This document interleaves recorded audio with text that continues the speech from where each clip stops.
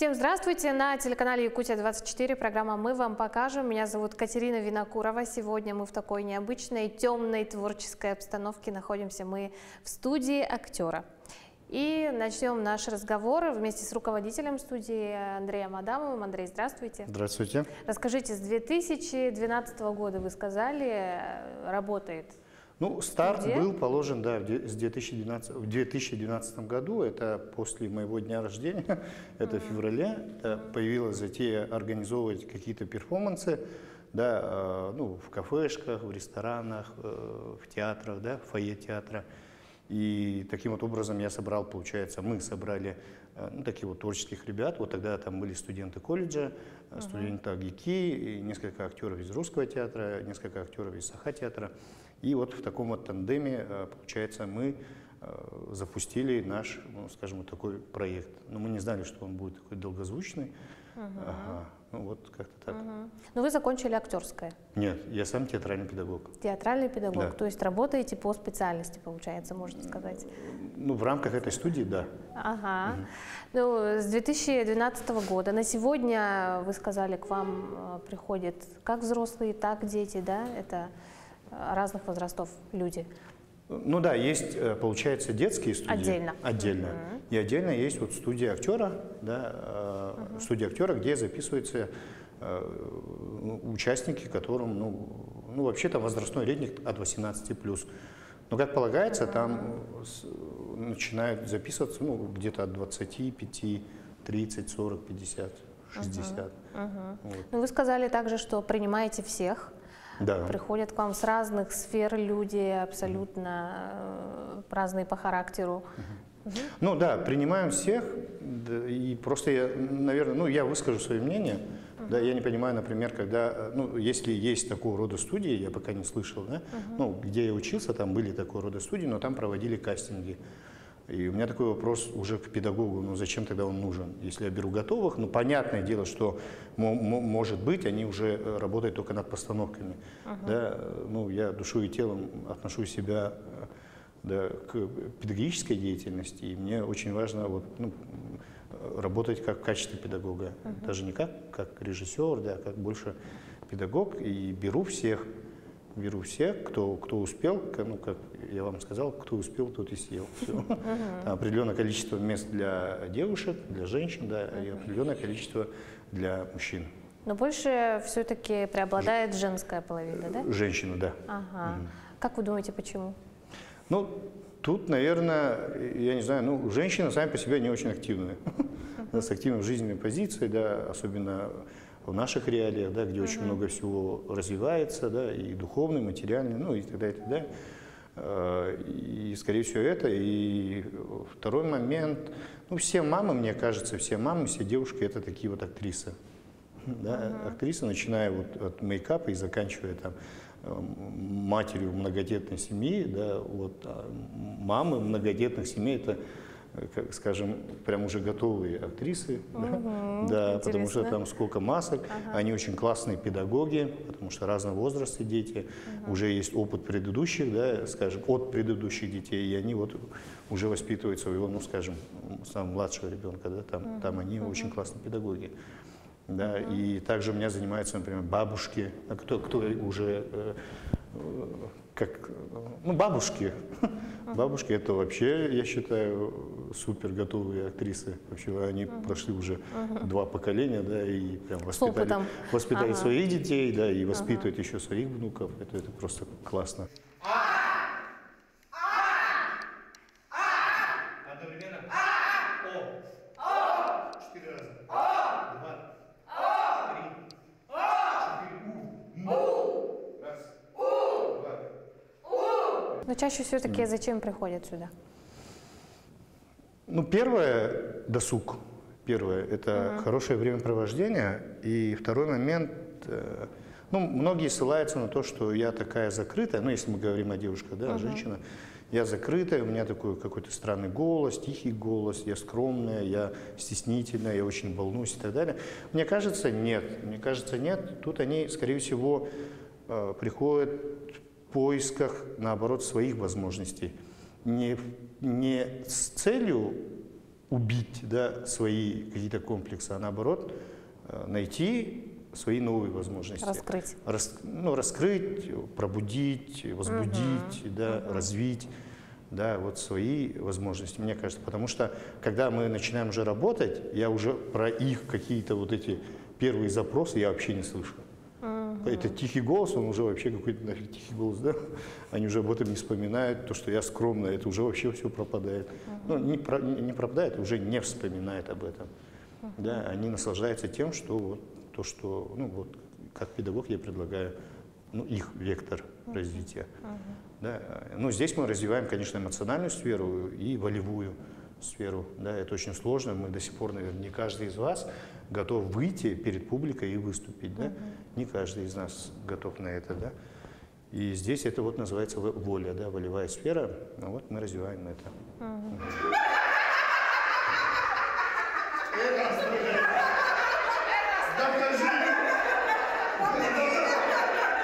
Ну, ваши занятия предполагают, что вы ставите сценки, да, какие-то представления, да, где-то выступаете?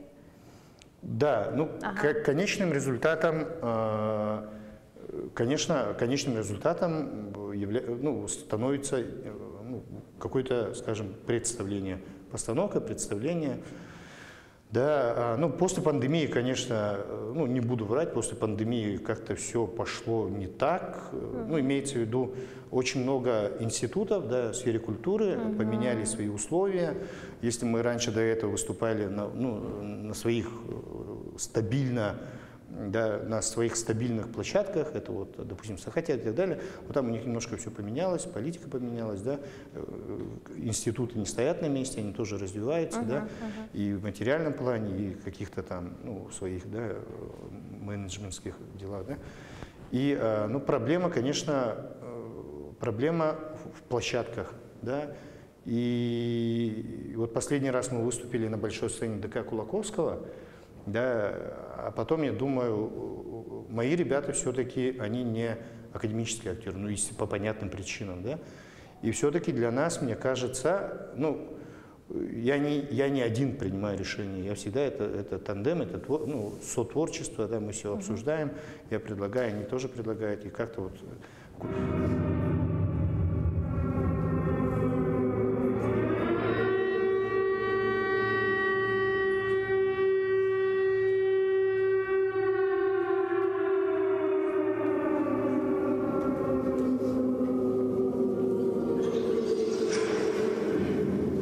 Мы сейчас, наверное, остановились больше на экспериментальных площадках. То есть выйти уже не уже вот, кстати, классическая, как раз хотела спросить. Вот, да, не классическая сцена, коробка, да, а это вот сейчас мы, дай бог, надеюсь, у нас получится, мы хотим взять в аренду коттедж, да, и поработать в плане, ну, в жанре иммерсивности, ну, иммерсивного театра. Да, давайте расскажем немного зрителям, которые не понимают, что такое иммерсивный жанр, да? Ну, если дословно, это полное погружение актера. Так. Полное погружение актера. Здесь может отсутствовать сюжет. Да? Например, вот последний раз вот я ездил, участвовал в Суздале, ну, был в Суздале, и там была вот такого рода постановка, да, и там нет сценария, просто тебе дают роль, по вечерам мы обсуждали, ну, например, мы создали там вселенную Чехова, Антона Павловича, да, Чехова, и мне дали роль Фирса. И мы вместе с организаторами обсуждали, кто такой Фирс, искали, в чем схожесть, да, потому что вообще вот это актерское меня вообще очень, знаете, очень радует. Когда-то я хотел бросить это дело, да, а потом все-таки, когда начал увлекаться вот именно психологией поведения, да, поведенческой психологией, и я понял, что вот это актерское – это супер психологические тренинги, где вообще затрагивается все, да, там затрагивается все.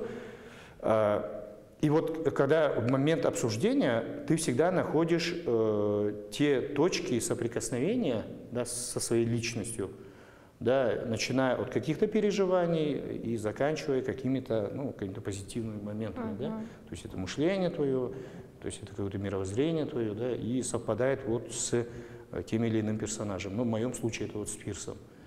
И прям круто, мне очень понравилось, я прям зажегся, я думаю, давайте Ну, я давно, на самом деле, я честно говорю, я давно хотел в этом жанре поработать, в этом ключе. Да, тоже не буду рассказывать, почему, это долго объяснять. Да, вот, то есть иммерсивность, ребята получат роли, не будет сюжета, да, ну, у кого-то не будет сюжета все-таки, ну, наш зритель еще, наверное, ну, я извиняюсь, я ни в коем случае не ругаю нашего зрителя, да, но наш зритель, да, какой он был в 2017 году и какой он сейчас, это вообще земля и небо, это вообще земля и небо, да, потому что зритель это тоже некого рода, да, состояние, да, принятия, отрицания, и именно зритель, он является компасом и волшебным пинком, да, для наших, скажем, ну, вот, творческих дела, да, и все, и, то есть, ребятки, они полностью погрузятся в свои роли и будут существовать, ну, внутри этого коттеджа. У кого-то будет своя площадка, например, я Ренате скажу, то есть ты не должна выходить из кухни, все, на кухне ты работаешь. Там, допустим, Мусе я скажу, да, твоя первый этаж и второй этаж гуляй. Ну, в своем образе. Все, а будет ли какая-то связь со зрителем? Нет, этого не будет. Ну, я не знаю. Я не знаю. Мы, на самом деле, мы даже еще не начали. Да, мы пока, потому что там в основном сейчас очень много новеньких, мы даже не начали.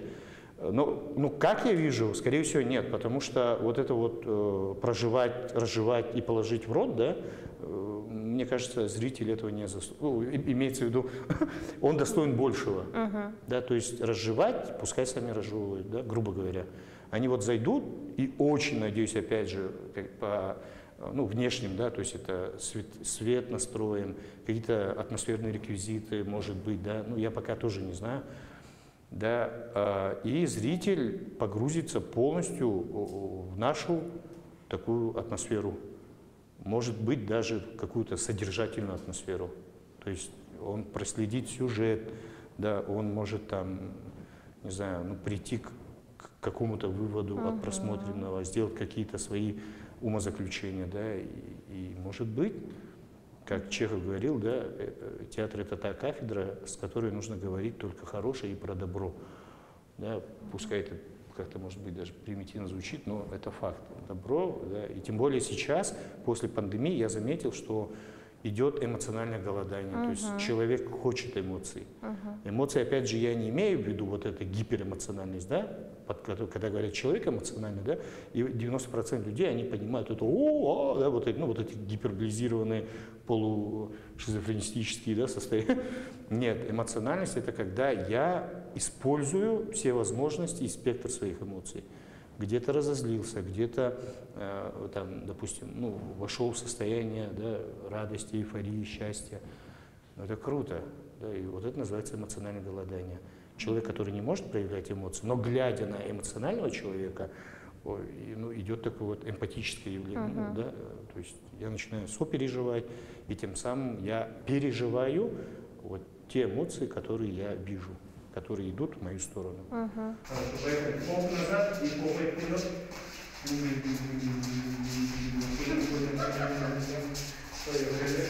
Руки вперед и пошли руками. Хорошо. Правая нога впереди. Правильно, пошли. Крутим. Правая нога, правая нога. Не танцуем восточный, да? Просто идем. Хорошо, поехали. Левая нога. Впереди, левая нога вперед. Хорошо, подбородок вперед, подбородок не пошли. Подбородок, хорошо. Да, и вот это некий такой очень интересный экспериментальный диалог. Общение эмоциями. Слов мало будет, это 100%. Потому что у меня все работающие люди, и я для себя вот как-то, я не знаю, может я упертый, я не знаю, может я какой-то туповат, да, но по крайней мере вот в течение, ну, скажем, 8 лет, давайте так, потому что уже где-то 8 лет я вот работаю с непрофессиональными, да, с 2014, да, и о чем я говорил, и вот отсутствие цена, все работающие люди, и загружать их лишним, да, заучиванием какого-то текста, а если мы возьмем классические тексты, вы сами знаете, какой-то материал, там не только на 2 страницы, да, это целая пьеса, учить они точно не будут. Ну, конечно, если им надо, они бы выучили, но спрашивается, зачем, если если преследовать педагогическую цель, это умение говорить, это умение импровизировать и речево, и внутренне, и физически, да? Мне кажется, здесь вообще очень такая более выигрышная, да, более выигрышная, где они тут же импровизируют. Например, я говорю, да, Катя, вы, допустим, мы с тобой там одноклассники, давно не виделись, там, может быть, когда-то любили друг друга, и бац, вы встретились в аэропорту, разыграй, пожалуйста. Но это называется этюдный метод работы. Да, этюдный метод работы, зачин и так далее, да. Но вот этот этюдный метод я немножко, наверное, даже расширил, да, и это превратил как методику.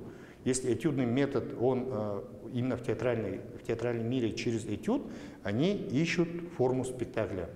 А мы через этюд, получается, наоборот, воспитываем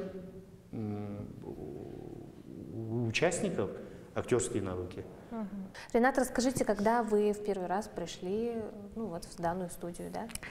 В данную студию я пришла 2 года назад. Знакомые мне рассказывали, и я человек такой, наверное, творческий, мне всегда не хватало, наверное, такой какой-то суеты. Меня пригласили, и с первого дня я поняла, что это мое. Коллектив, преподаватель, то есть Андрей Дмитриевич. И вот я уже 2 года хожу в эту студию заниматься. И 2 раза в неделю это как бы для меня уже стабильно, что я должна быть в этой студии. Ну вот помните первое занятие, первый день, вот ваши эмоции, что конкретно происходило, да? Ну, когда первый день я, наверное, пришла в студию, сначала было немножко тревожно, потому что как примут, коллектив уже давно состоявшийся. Но когда зашла в эту студию, было такое тренировочное, разминка была. Меня приняли, очень хорошо приняли. Я в своей тарелке оказалась, скажем так, и было куча эмоций, поэтому я занимаюсь вот уже 2 года здесь. А в сценах участвуете в каких-то? Да, мы ставили роли? «Вишневый сад», значит, мы ставили «Облака над крышей» вот недавно. Да, конечно, просто, знаете, тут так интересно. Сначала, когда ты идешь в театральную студию, это как бы тебе дают роль, ты заучиваешь это все. Но здесь нет, и сначала было для всех, не только для меня, для всех наших студийцев.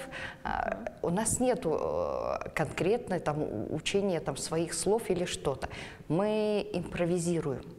Полностью на импровизации. То есть мы обговариваем определенную сцену. Так-то, так-то, что-то должно быть. Все. И ты вживаешься в эту роль, и ты сама начинаешь жить этой ролью, и слова приходят, и как-то мы уже привыкли к этому. Собой да, поначалу это было дико. Как так, без слов, о чем мы будем говорить на сцене? Но это увлекательно. То есть ты раскрываешься сама, поэтому это здорово. А вообще вы сами из какой сферы деятельности, если не секрет? Ну, вообще работала очень долго в сфере ресторанного бизнеса. Торговля, ресторанный бизнес, поэтому, я пенсионерка, я бабушка. И дома как-то сидеть не хотелось, а мои близкие меня поддержали, что я нашла себе занятие по душе, поэтому я здесь с Андреем Дмитриевичем. Я пришла прошлой весной, и не в студию актера, а в студию речи пришла. Хотела убрать акцент, и оказалось, что не убирается акцент. Ну, можно поменять тембр, да, вот вперед говорить, назад говорить, а именно сам акцент, над акцентом он не работает, оказалось. И осенью перешла вот в актерскую студию. Ну, самый мой большой успех, я привела сына.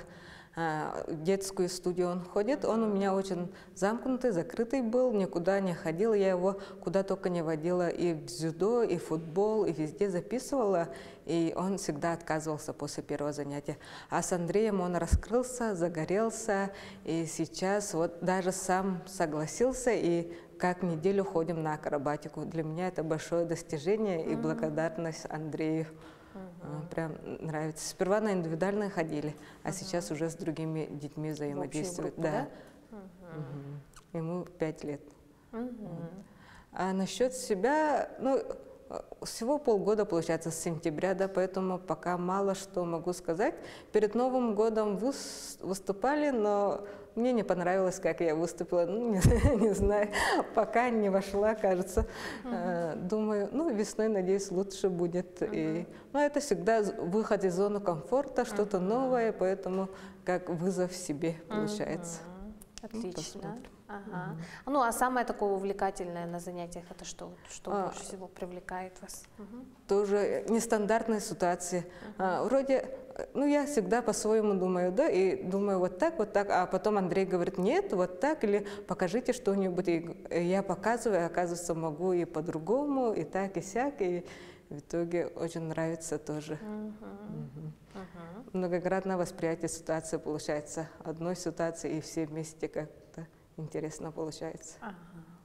В студию я пришла совсем недавно, у меня получается 4-е только занятие на сегодня, да, и привел меня сюда личностный кризис, скорее всего, может, кризис среднего возраста. Получается, за все 32 года мне казалось, что я нереализованный человек. Всю свою юность, молодость я посвятила материнству, семье, и с осени я начала ходить на танцы, на трайбл, и получается, мой преподаватель уехал в другой город. И как бы у меня вот, ну, опять-таки, хандра такая вот случилась, началась, и она мне посоветовала вот студию актера, получается. Ну, я ей говорила то, что вот как-то вот хочу раскрыть свой творческий потенциал и так далее, и вот она мне посоветовала. Получается, я пришла сюда и нисколько не жалею, и какое-то вот раскрытие идет, и я вижу какой-то вот уже результат. Вот.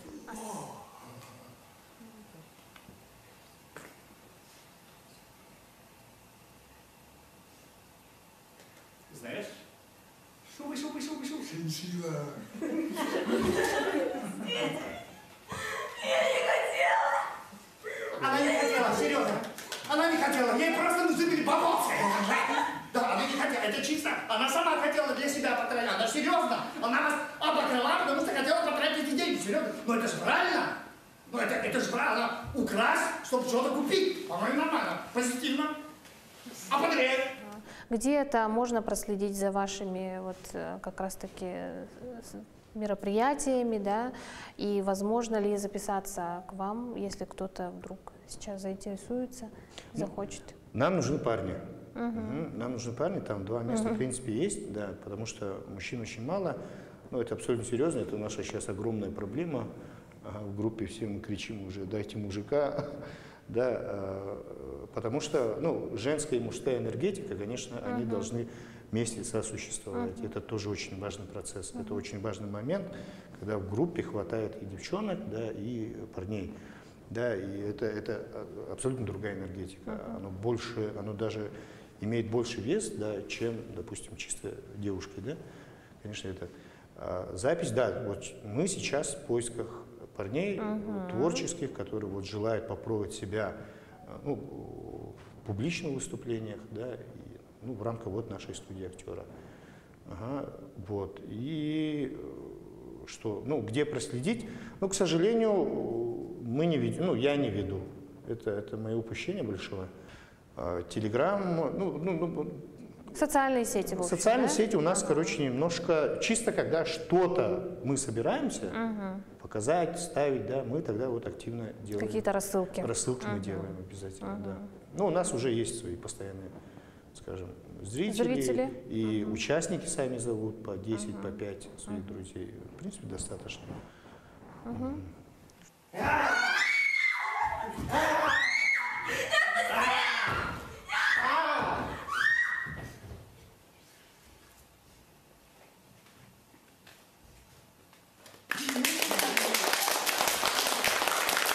Ну что, вот такой вот интересный выпуск у нас сегодня случился. Желаем всем участникам, всем студийцам продолжать раскрывать себя, вдохновляться и достигать новых высот.